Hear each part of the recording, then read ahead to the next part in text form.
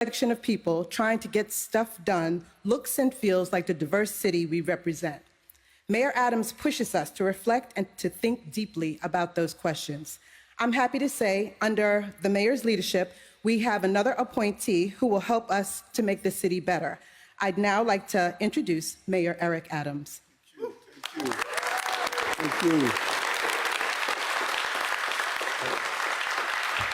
Thank you. Really excited to see our amazing AG here, and I would love if you could say a few words also. You know, and you'll get the AG and Fabien connection. Fabien and I have been in the foxhole together for so many nights, so many days, and actually, even prior to starting the job, he was so eager to just get in. And we need to be clear, he worked for an amazing AG. It wasn't like he didn't enjoy what he was doing. But it was that sense of purpose of, you know, many people don't realize, or, you know, New Yorkers have a tendency to not know a crisis after they've traveled through it. But you remember January 1st, 2022, COVID was everywhere. We were unsure if we were going to recover. Our jobs, tourism was decimated. Violence was surging. Just the first few days, we lost Officer Maureen Rivera. 11-month-old baby was shot. There was just a sense of total chaos, and the apprehension was real. And we had to make sure that we could communicate to New Yorkers that everything was going to be all right. And we were also in another phase that I spoke with Fabien about, and I say this as kindly as possible, but the antiquated method of communicating with your constituency of just through the daily tabloids is just not acceptable anymore. We have to communicate directly to our consumers. And I charge Fabien and Max with that awesome responsibility. How do we allow the press to do their job, but also that we could do our job and see some of the amazing things that this administration has done in only 19 months. When I look over our list of accomplishments, I am blown away of what we've been able to do. Even with the constant incoming, we've been able to push through and not stay and live within the bubble of a crisis, but to move forward. And we had to communicate that. And so we did that. We did it by bringing on a dynamic duo, Max, who went on to other endeavors, and Fabien, who handled the press, grappling with, you know, Michael Gartland from time to time.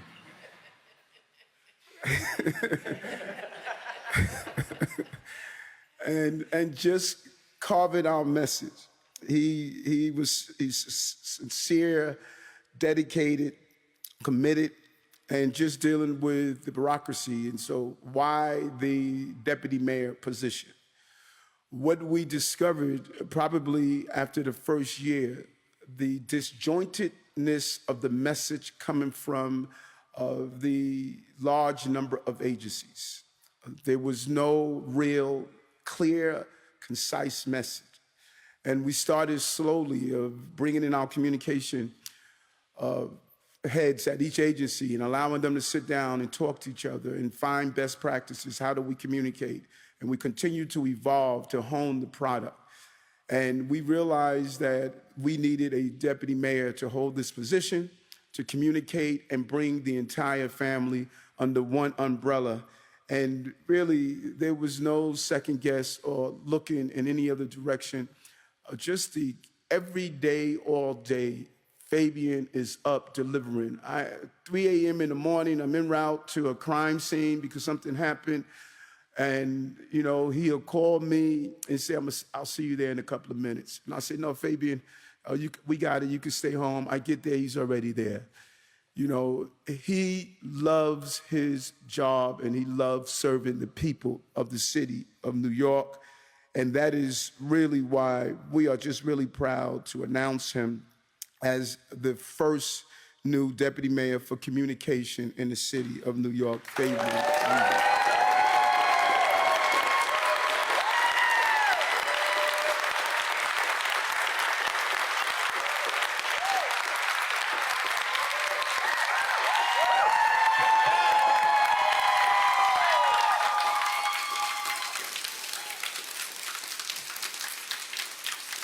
You know, now, the folks in the press, they all know Fabien, because I'm sure he called you and yelled at you at one time or another.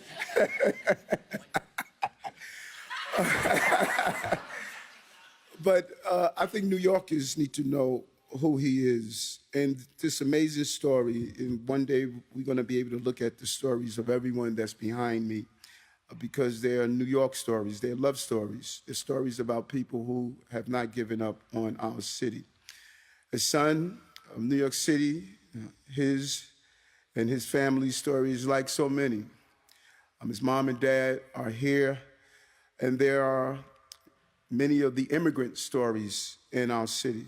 His mother was born in Iraq, and his father, his dad, was born in Iran. The two met in Iran and moved to New York City in search of the American dream, like so many are, even the 92,000 people who are finding themselves in our city. Over the decades, many of his family members fled persecution, and they all arrived in the city of immigrants seeking the promise of this great city.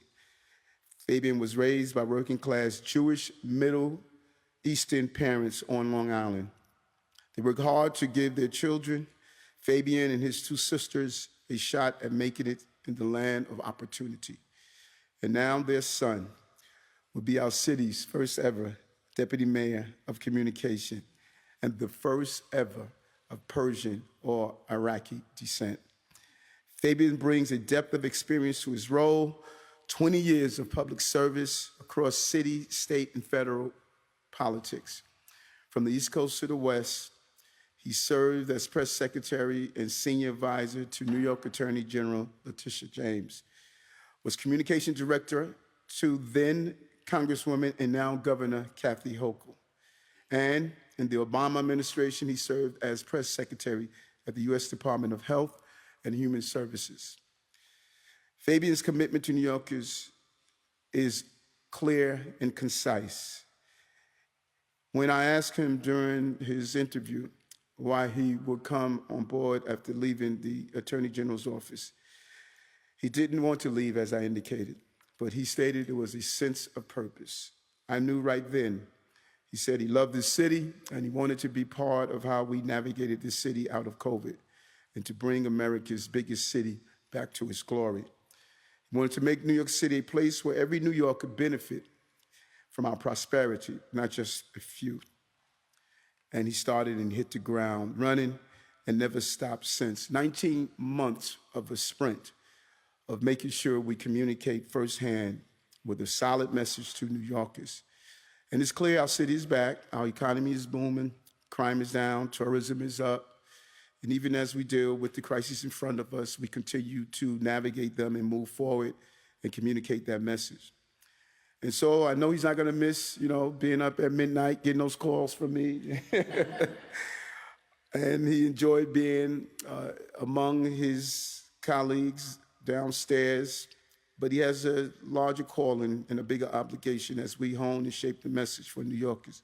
He has respect and admiration of so many across the city.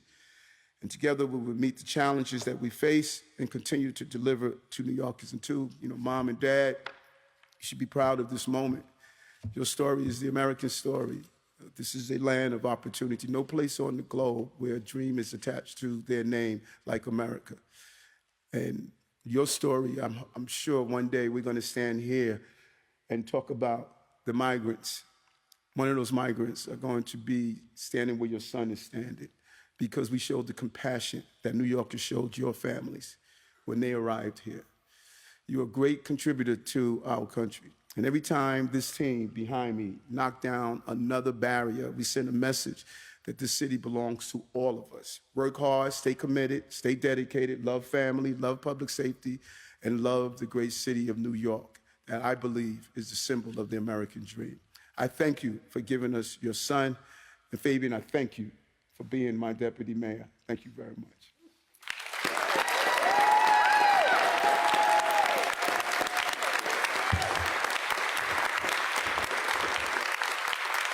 Thank you. Thank you.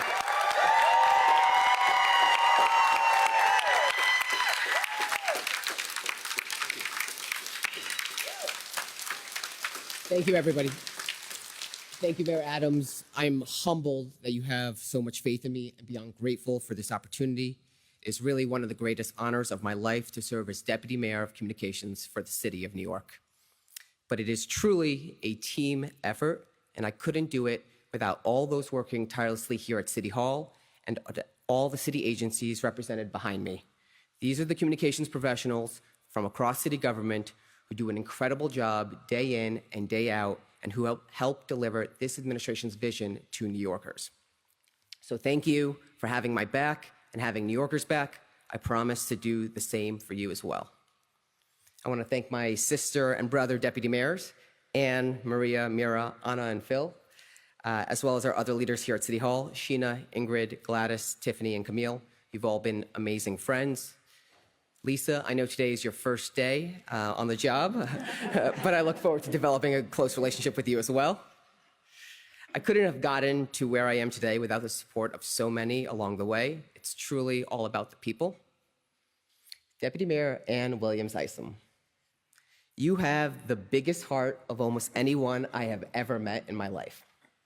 I had an aunt who, when I was a kid, would tell my sisters and myself, when we fought, which was a lot, to speak with love in your voice. Every time you say something or do something for this city, I know it is with love. I appreciate you being my best friend here at City Hall, and I couldn't do this job without you.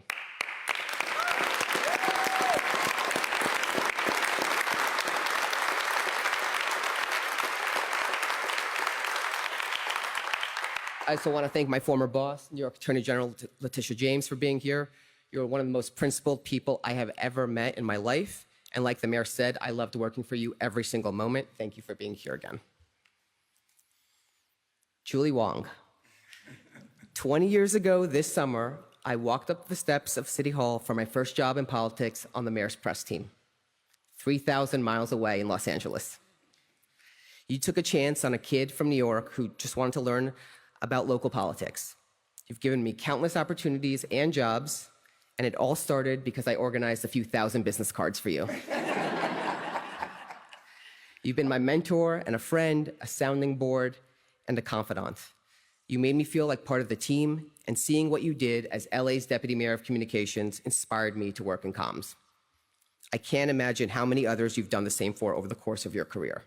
Thank you so much for flying across the country for this, but more importantly, thank you so much for always being there for me.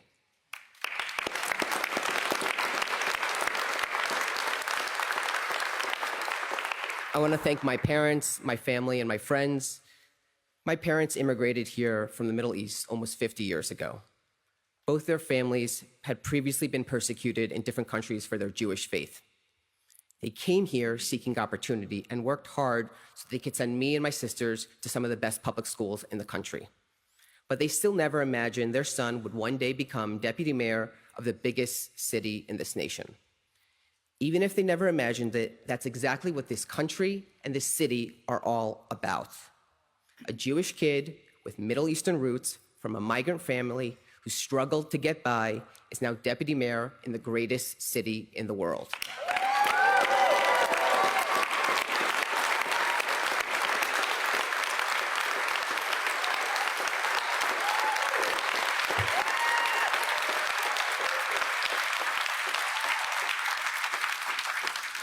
There's really nothing more New York than that. So thank you, Mom and Dad, for everything you've done. Thank you to my sisters, Chantal and Charlotte, for always being supportive. As a middle child, you both helped teach me a thing or two about diplomacy. I think I'm still working on that, right, Mike? I want to thank all my friends and family who came here today, some who came from as far as California and Washington, D.C. Bear with me for a moment.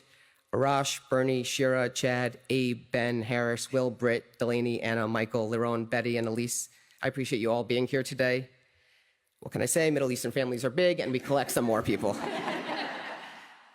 As I think of this large community of mine, one of the things I'm most appreciative of are the values we share. Since I was a kid, I knew it was my responsibility to give back and help others. One value that speaks to me is a Jewish tenet called Tikkun Olam. It roughly translates to repairing the world. Think of the world as a big piece of glass shattered into a million different pieces. And it's up to each of us to take all those shards, all those pieces, and put them back together as one. Because we all have a responsibility to leave the world in a better place than when we got here. It's that sense of responsibility, that sense of community that drives me every day. So whether we're talking about creating jobs for New Yorkers, giving an asylum seeker a place to rest their head at night, or making our city safer, it's all rooted in repairing the world. And I'm excited to do even more as Deputy Mayor for Communications, where we deliver a vision to New Yorkers on behalf of the entire city. This role will help further break down the silos between our city agencies and City Hall, and help provide New Yorkers with a better line of sight into how their city government and its hundreds of thousands of employees work as one for them. Whether it's growing our economy for working people, keeping our streets clean and safe, or keeping our city healthy, New Yorkers should know that we are delivering the services they need. Finally, I want to thank our City Hall press corps. It's been a pleasure working with you all. Yeah. Your patience, good faith, and very rare admission that I was right are much appreciated. Like I said, very rare, Katie. In the 20 years since that first job for the mayor of Los Angeles, I've lived all over the country working on political campaigns. And after every one, my dad's asked if I want to go to med school. I also worked for the California state government in the Obama administration and lived upstate and in DC when I worked for former Congresswoman and now Governor Kathy Hochul. But after every one of those jobs, I always returned home to New York because there's no city like it, no person like a New Yorker, and there's nowhere I'd rather be. So Mayor, thank you for your trust and confidence to give me the opportunity to now lead the communications across the city I love so much. I'm ready to hit the ground running and continue helping build a city that supports working people every day, a city that is safer, more equitable, and prosperous for all. And Dad, I may consider med school after this. Thank you.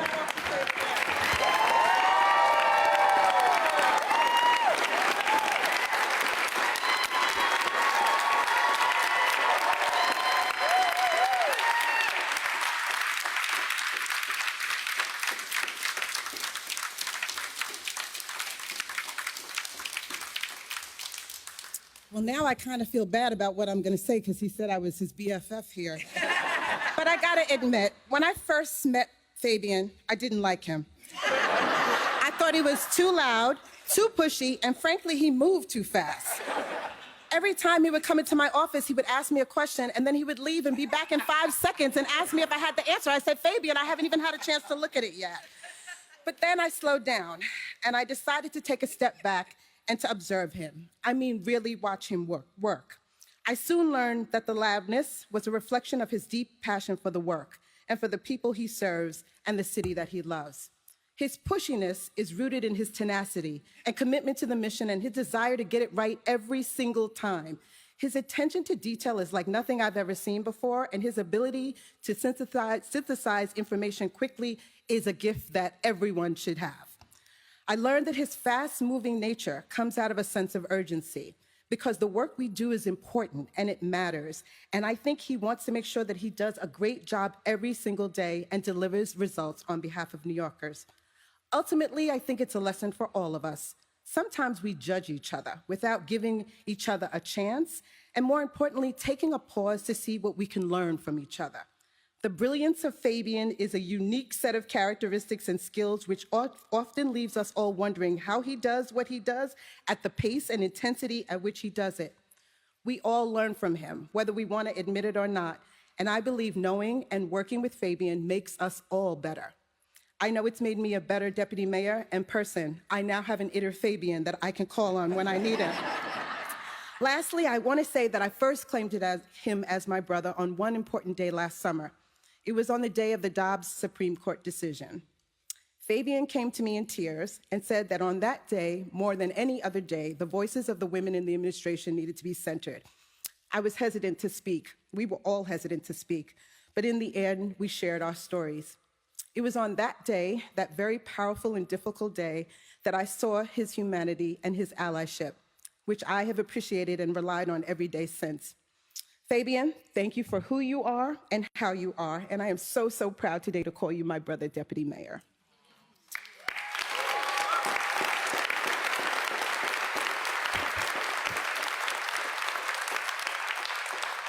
Okay, picture me looking like Ingrid Martin Lewis right now. I have a statement from her, from the senior advisor to the mayor.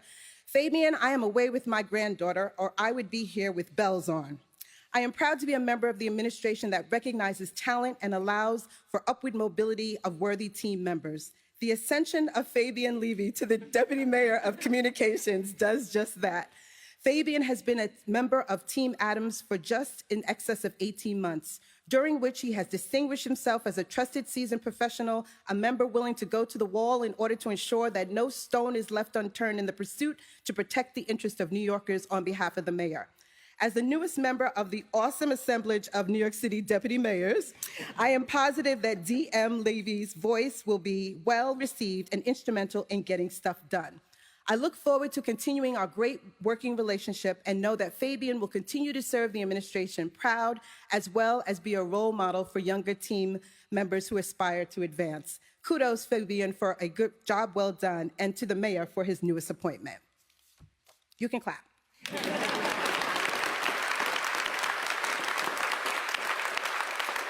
And lastly, as we have heard, Fabien's career in politics and communication spans beyond the 5 boroughs. We've heard from East Coast to West Coast, to federal to state to city, and Fabien has worked alongside some of the most important people in politics today. We happen to have one of them. I'd like to bring forward the Attorney General, Letitia James. Thank you.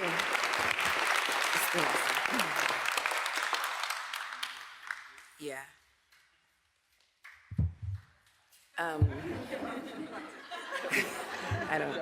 I don't need that. I didn't want to speak today because I tend to get emotional about people I care about. Fabien, as you heard from his remarks, he pours into all of us. He recognized individuals in his life who have made a difference. He truly is an exceptional individual, someone who cares and someone who thinks about others before he thinks about himself. I would like to take credit, obviously, for training him, but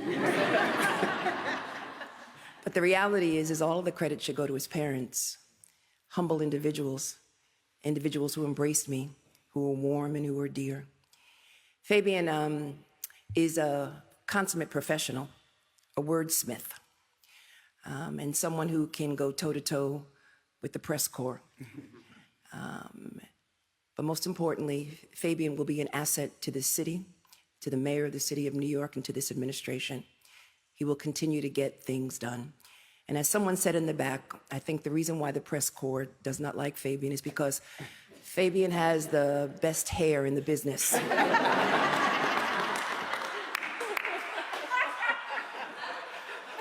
Just for you. Yeah.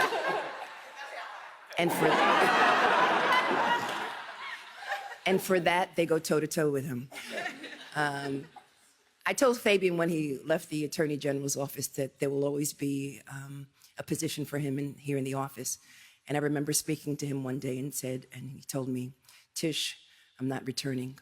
I'm gonna stay with the mayor of the city of New York. The city needs me, the mayor needs me, and we need to get stuff done. And this is where I belong. And now as the Deputy Mayor of Communications, truly, this is where he belongs. Congratulations, Fabien. I'm really proud of you, really proud of this day, proud of this city, and truly want to thank the mayor of the city of New York for his appointment. God bless you.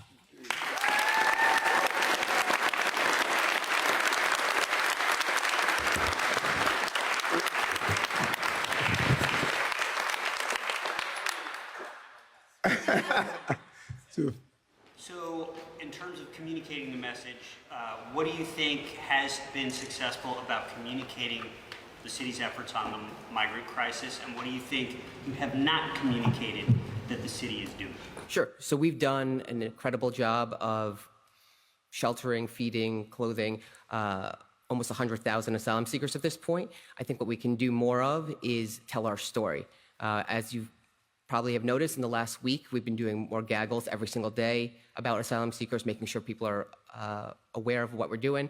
We're doing tours of the different facilities. So we want to make sure everyone understands. We've done, like I said, an incredible job, but what we've done is another incredible job of is hiding it from New Yorkers. People need to know all that we're doing. So one of the things we're going to do is all these agencies, they're there's thousands of people across city government working every single day on the migrant crisis. I want to highlight a lot of those stories.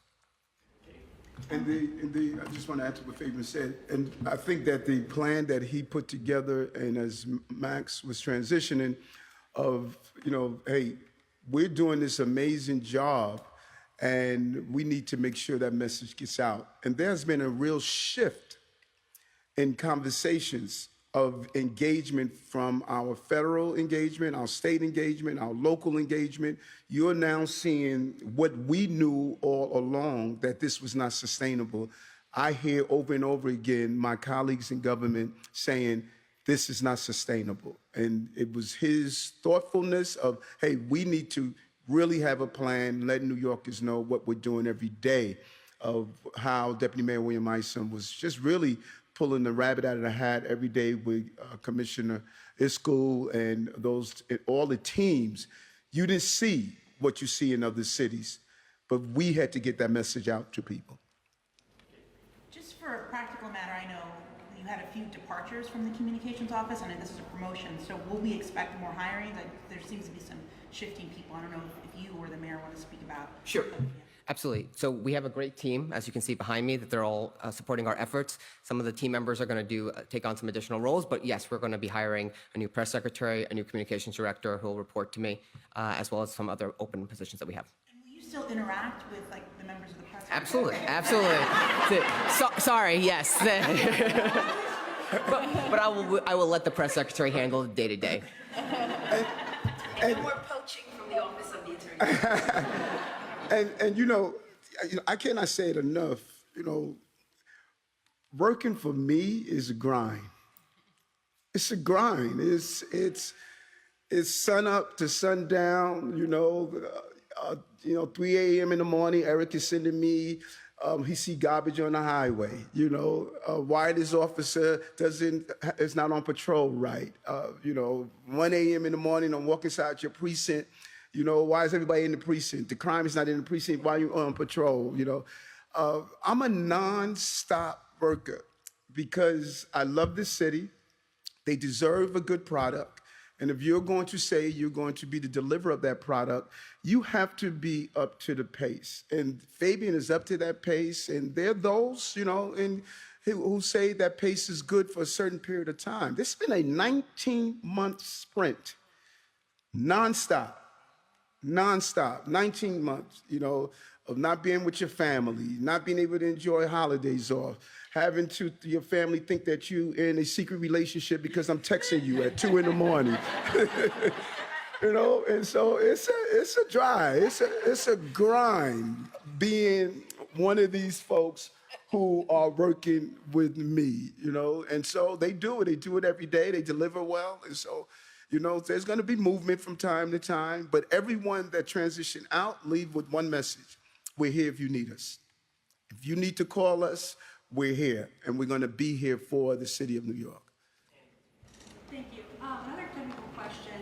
How will the role work in terms of certain agencies being under your purview? Will all press secretaries report to you directly? How will that sort of work? Yeah, so the communications director, press secretary, research director, Office of Ethnic Media, speechwriting, all the City Hall stuff will still be under me. And then I'm going to be having a lot more close contact with all the agencies, and then we can determine how we can move forward. I'm going to sit down with all the different commissioners and figure out the best way to get out their message to New Yorkers as much as possible. So, we're looking forward to having a collaborative conversation. Joe.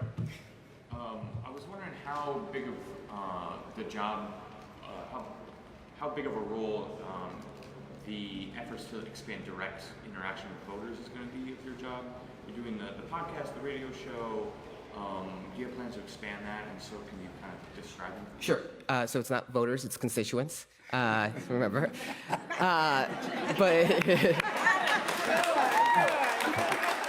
But yeah, that's going to be a huge part of the job, but so is traditional media.